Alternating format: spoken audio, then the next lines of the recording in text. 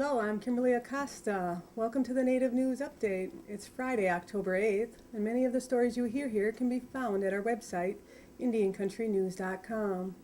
And here's the news for the day from the Associated Press and other Native news sources. There is still no trial date for the man accused of murdering 16-year-old Hilary Bonnell. A trial date was initially supposed to be set earlier this week.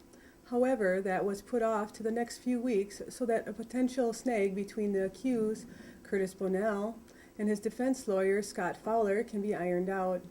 During the scheduled trial setting earlier this week, Fowler told the courts that based on recent conversations he's had with the defendant and his family, he's unsure of whether he'll be retained as the counsel at this time.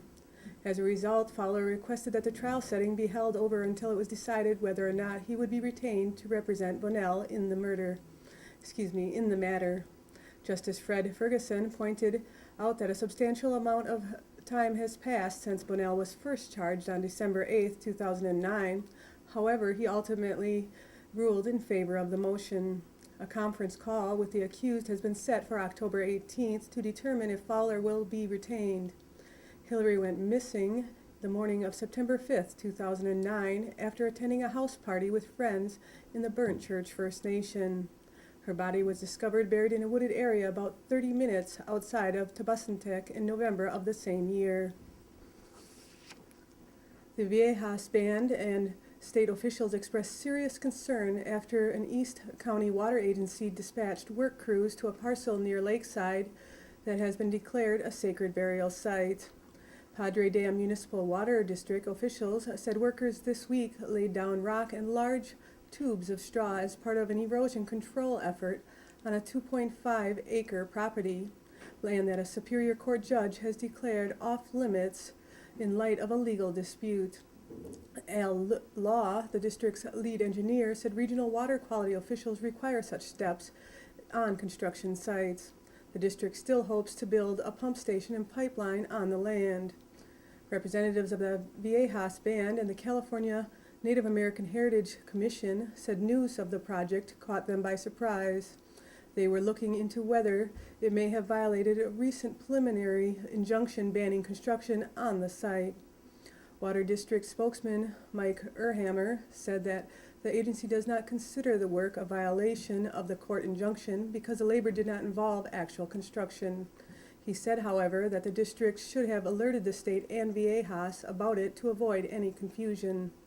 In recent weeks, Padre Dam and Indian leaders have privately engaged in court-ordered talks in an effort to resolve the fate of the fenced-off parcel near Ridge Hill Road, south of Interstate 8 in California. New York Governor David Paterson's administration threatened to end a compact that allows the Seneca Nation to operate 3 casinos because the tribe is withholding payments to the state.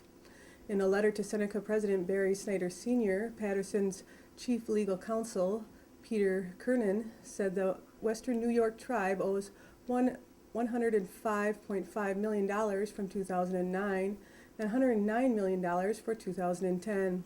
The letter requests a meeting within 14 days to negotiate a solution.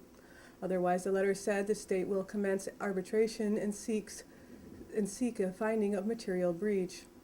Snyder responded that it's the state that has violated the 2002 gaming agreement for the past 2 years by allowing a video game called Moxymania at upstate New York bars and introducing slot machines at racetracks.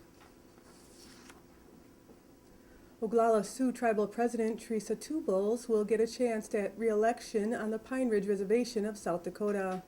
Two Bulls was the top vote-getter in an October 5th primary election. KEVN says the official results were released late on October 6th. Two Bulls will face former tribal president John Yellowbird Steele in the November election. For Arizona Democrat Representative Ann Kirkpatrick, who was born and raised on an Apache reservation east of Phoenix, the key to re-election may lie with her roots. Kirkpatrick's district, the vast rural northeastern quadrant of Arizona, is home to the largest Native American population of any congressional district in the country. 1 in 5 voters is Native American, with most hailing from the Navajo Nation. While the Native American vote rarely receives attention in state or national elections, it could be a decisive factor in Kirkpatrick's race and other key battlegrounds this year. The Navajo Nation is holding tribal presidential and council elections also on November 2nd, and for the first time in Arizona, a Navajo candidate and Democrat will appear on a statewide ballot running for Secretary of State. Both developments could turn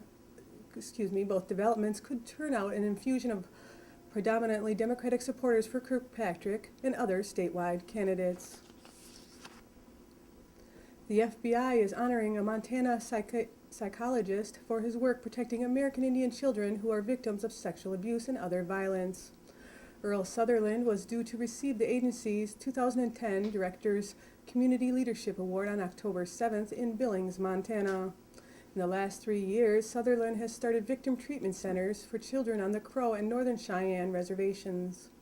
The Children and Adolescent Referral and Evaluation Centers provide counseling, diagnostic services, and psychological treatment to young victims. Staff at the center also work with doctors, law enforcement, and prosecutors to investigate abuse.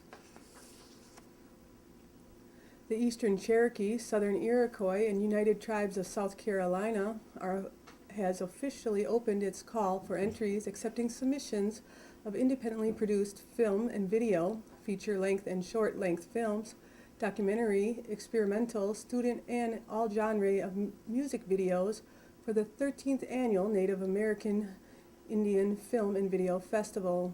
The festival started in 1997, and 11 years later, the festival is the longest running of its type in the Southeast and has expanded in both scope and size. Films are welcome that feature Native talent, stories and themes from Central America's indigenous people, South America, and indigenous films from throughout the world, including Aboriginal films from Australia and New Zealand.